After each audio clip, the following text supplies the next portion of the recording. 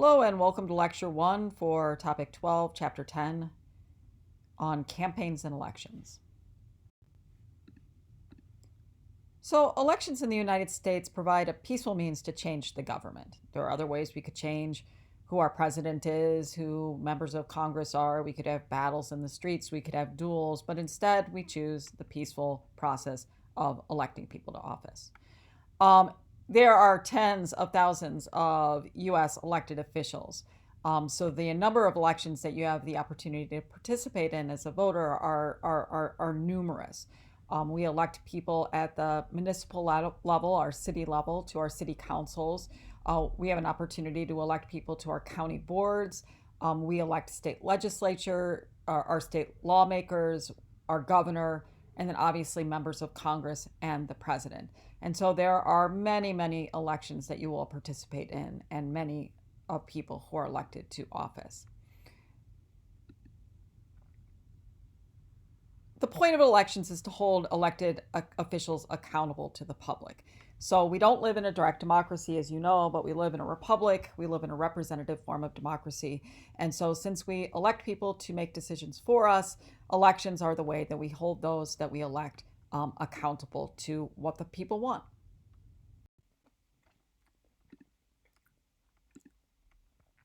Federal elections in the United States occur on fixed dates. The dates for when federal elections are going to be, it's not in the Constitution, but it is set by federal law. Prior to 1844, states would hold the federal elections at whatever time they sort of chose. There was sort of a mishmash of when elections were going to be held. And that became sort of chaotic. So the Congress established the federal election day as being the first Tuesday in November between November 2nd and November 8th. So if November 1 is a Tuesday, then it couldn't take place on that day. It would have to take place on November 8th. Students are often asking me, why Tuesday? Like, why isn't it on a Friday, or why isn't it on the weekend, as it is in many other countries? Well, what historians have said about why the federal election day is on Tuesday is because when people back in the day, and actually sort of similar to today, that federal election day is kind of a big deal. There's a lot of energy. People get excited about it. And back in the day, people had to travel a distance to get to their polling place.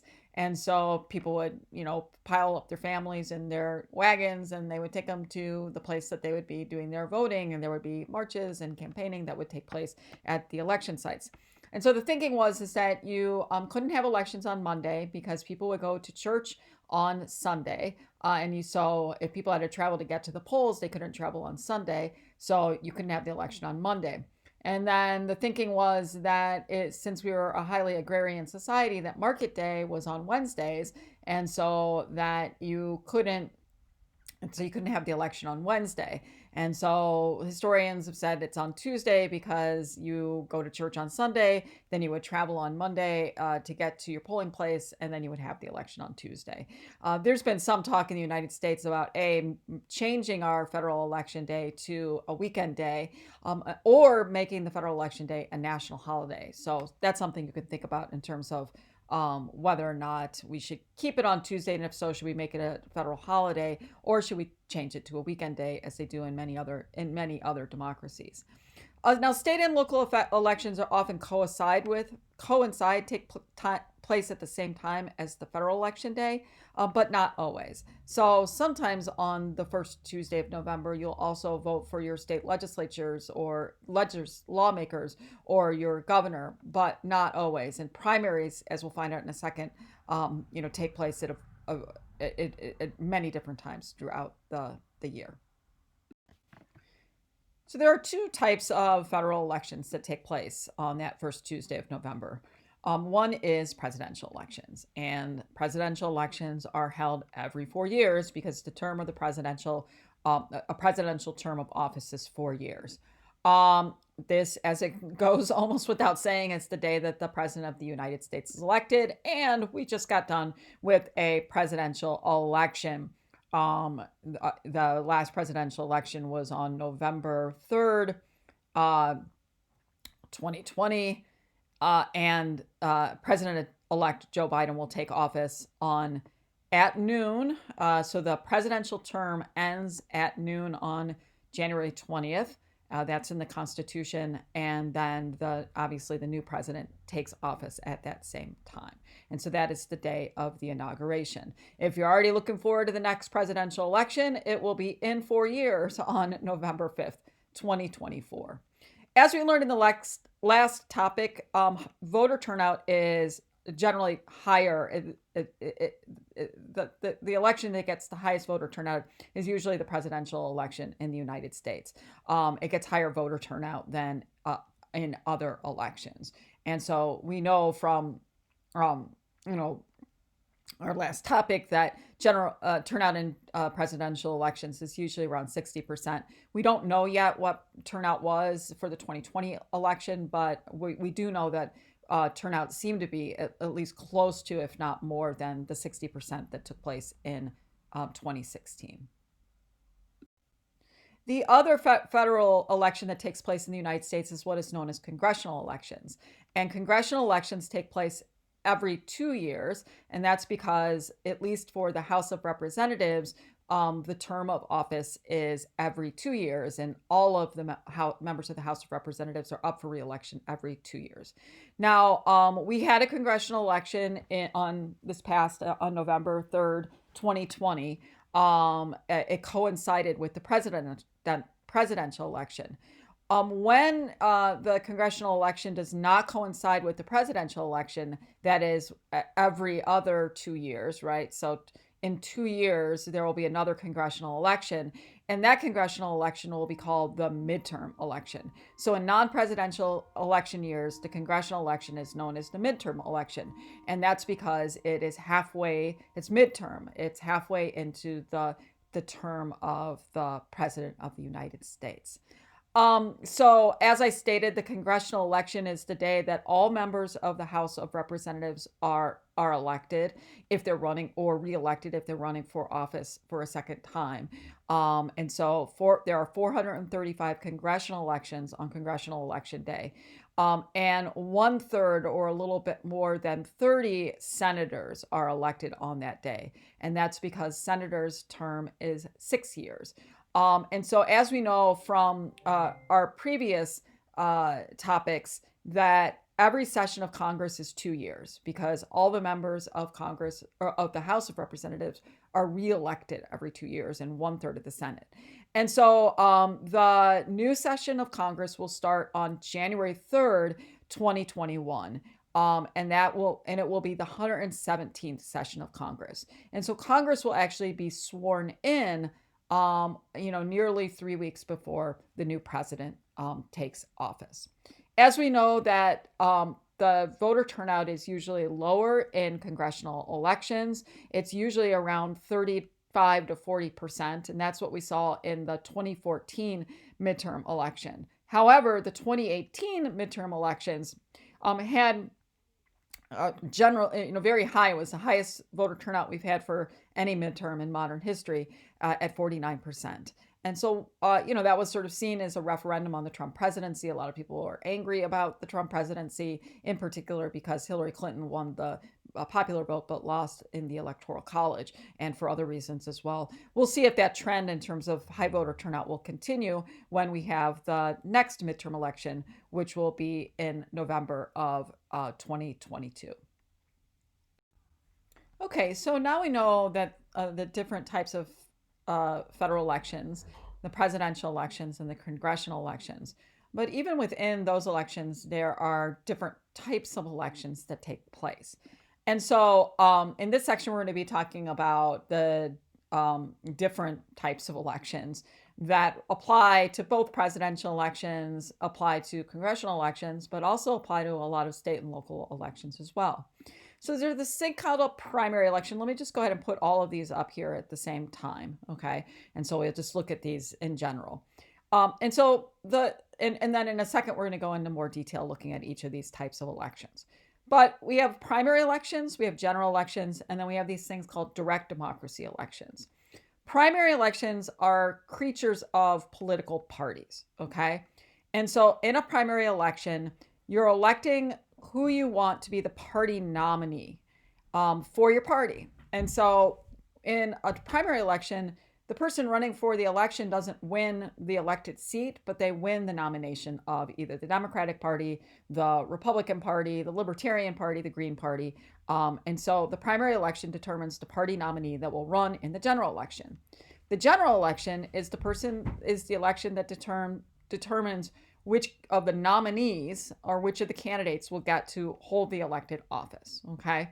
And so the election that we just had on November 3rd, that was a general election, because whoever won that election then takes the office of the president or the member of the House or the Senate.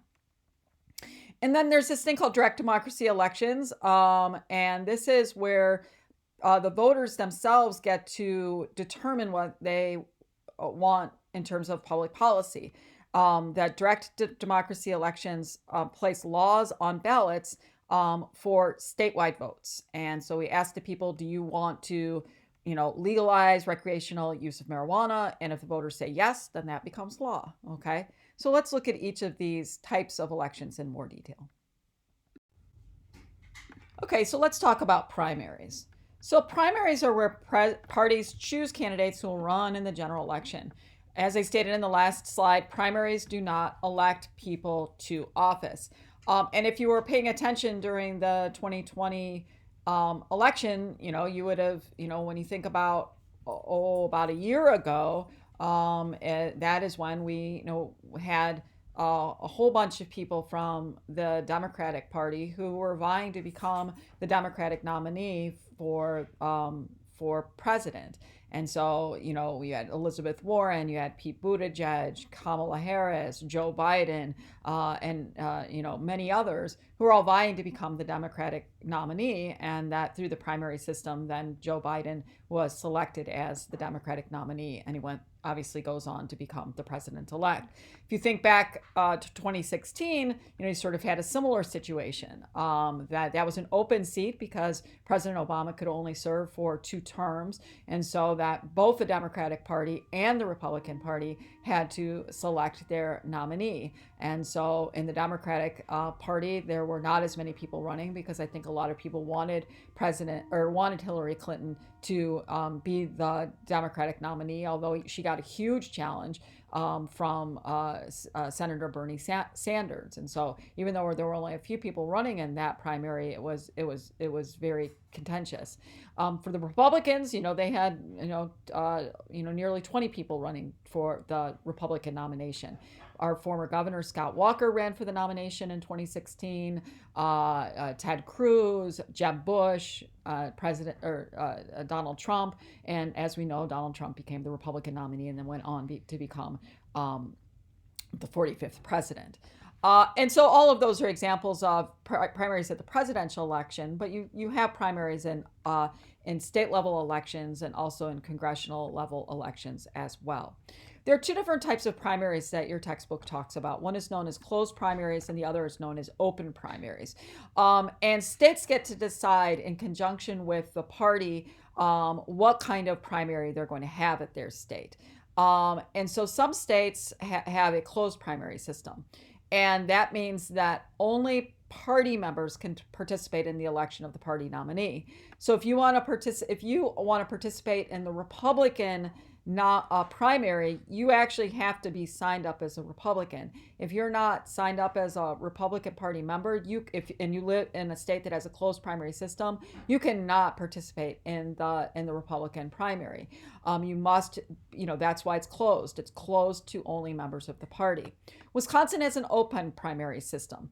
And so in our system, you don't have to be a party member to participate in the primary, but you do, when you go to vote in a primary election, you have to say you want either the Democratic ballot or the Republican ballot or the Green Party ballot or the Libertarian ballot. Now, those people all show up on the actual same ballot, but if in our primaries, if you can only vote for the Democrats in the primary, or you can only vote for the Republicans, or you can only vote for the Libertarians. You can't vote for the presidential primary for one candidate from one party, and then for the Senate go to another one, right? In primaries you have to select a party and stick with it. And that's the kind of system that we use in Wisconsin. You don't need to be a party member, but you choose a ballot and that you stick with the ballot in an open primary system. That now, not all states use primaries. Some states use these things called caucuses. And for the presidential primaries, probably one of the most famous caucuses is Iowa, the Iowa caucuses. But Minnesota uses caucuses too. Wisconsin does not use caucuses. Caucuses are sort of strange that they're used as like a way of determining who the nominee for that state will be for the party. But in caucuses, you actually have to go at a designated time and participate in the caucus. And when you use primaries, it's just like a regular election. The polling sites are open from 7 in the morning until 8 p.m. at night in Wisconsin. You go in, you fill out a ballot, you stick it in the ballot box, and then you go on your merry way. In a caucus, you have to like show up at the local high school at like 6 o'clock on election day, and then you have to like stay there until like the nominee is determined. And so it's kind of like participatory democracy. And a lot of states are moving away from caucuses because they see caucuses as being a barrier to participation. Because a lot of people just don't have time to spend caucusing. And also it's a barrier to older people and people with disabilities who aren't going to schlep out on a February evening to go participate in a caucus. Okay, here's a slide that shows the presidential primaries in 2020. These have already taken place. And so when we're determining who we want the nominee for the Democratic and the Republican Party to be in a presidential election year, states hold primaries, and they don't hold the primaries all on the same day. Some states have their primaries early on in the cycle, and some have it much later. And so on this, you see that very few states have their primary in February. There are two states that always go first, Iowa and New Hampshire, and they always have it in February. And in fact, sometimes they've had it in January. They just have it's set in their state law that they go first. There's no reason why they go first. It's just sort of the way it's always been done. Many more states have their primaries in March. And in March is when, since we have a lot of states that are having their primaries in March, in fact, in 2020, March 3rd was what was known as Super Tuesday, because a lot of states going at that time. And then, Wisconsin didn't have their primary until April 7th. We were the 29th state to vote. And, when you vote that late in the primary system, who the nominee is going to be is pretty close to set. And so Wisconsin and states that go in May and June, they still participate in the primary, but their votes don't matter as much because at that point you have a nominee that's pretty much determined by that point. Some people have thought that it might be better to have a primary all on one day, right? That we should have one presidential primary day. But a lot of people think that's not a good idea. And why? Well, some people think it's not a good idea because if we had one primary day, that would benefit the candidate that had the most name recognition and the most money, because they need a lot of money in order to campaign in a primary in all 50 states. The reason that it is, you have a few states go at the beginning is the sense that it gives candidates that don't have as much money and not as much name recognition to basically win early on and then begin getting some momentum and getting some name recognition. Democratic nominee, candidate who was running for the Democratic nomination, Mayor Pete Buttigieg from South Bend is a good example of that. Not a lot of political experience, the mayor of a small town, but really did well in the Iowa caucus and the New Jersey or New Hampshire primary, and he got some momentum. It wasn't enough to carry the day, but it allowed a small sort of unknown candidate to at least make a run for it. And so that's sort of the thinking behind why we spread out the presidential primary calendar like that.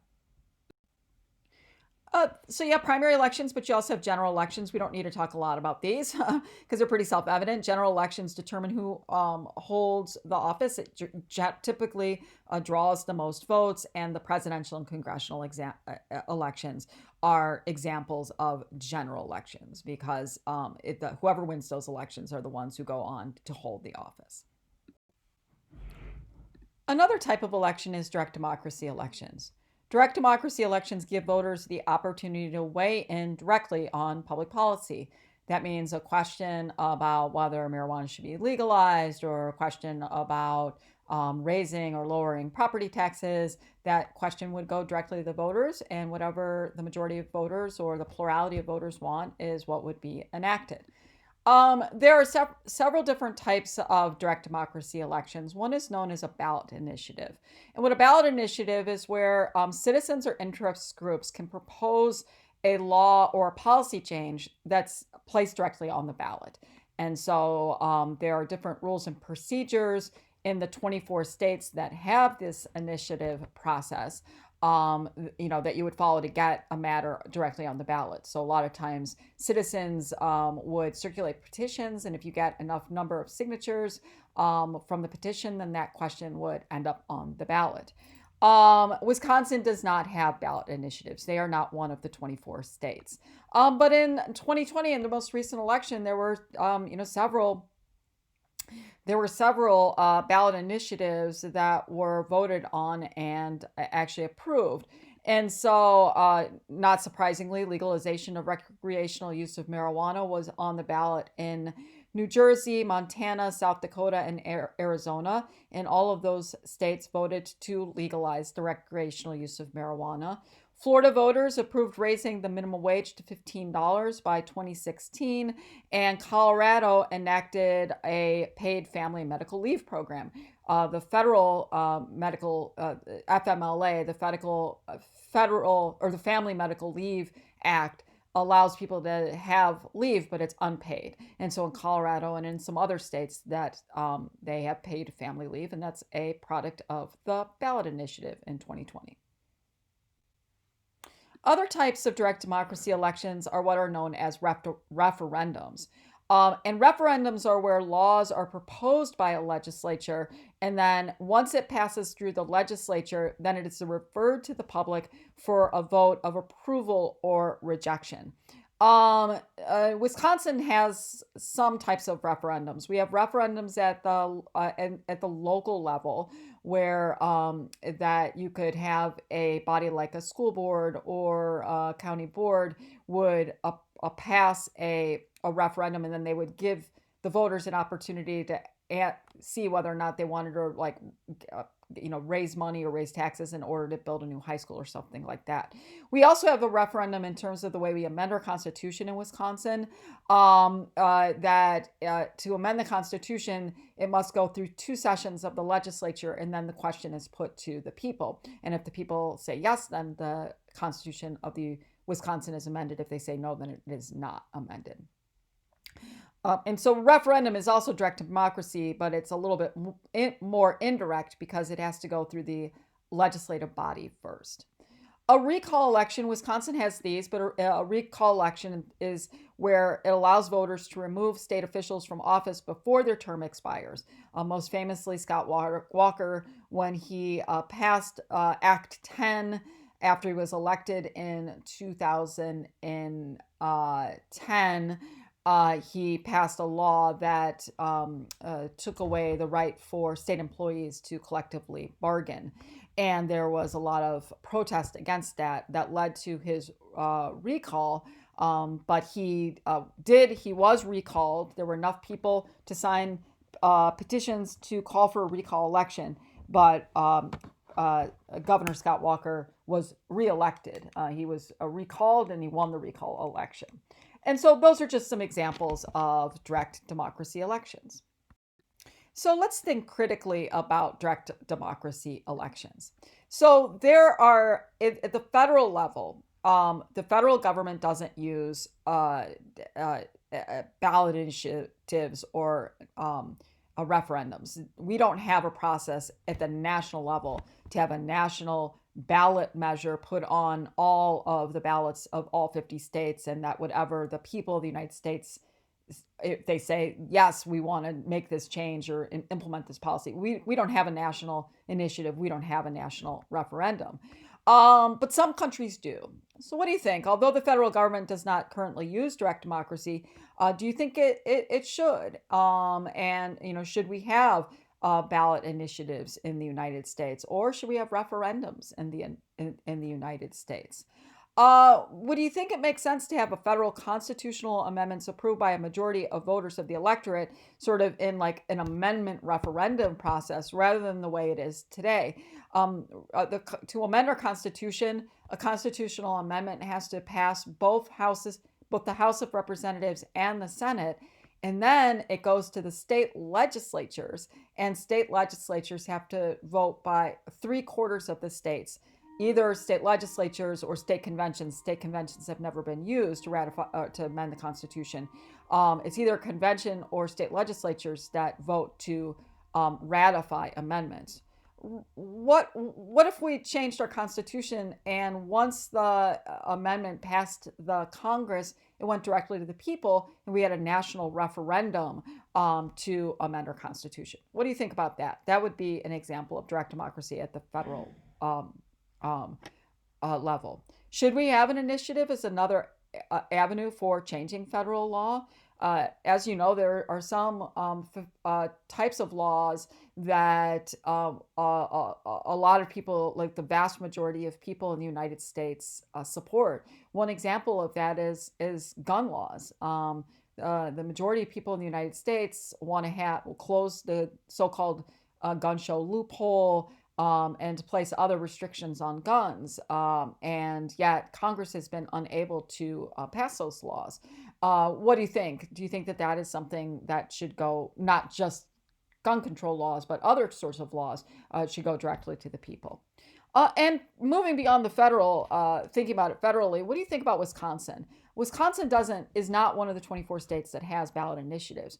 Would you like to see something like that in Wisconsin? Do you wish that the citizens of Wisconsin could get enough signatures to get an issue on the ballot and have the people of Wisconsin decide whether they wanted to raise the minimum wage, or whether they wanted to legalize recreational marijuana, or whether they wanted to have paid family leave, just for some examples? All right, something just to think about, and thanks for listening. Talk to you later.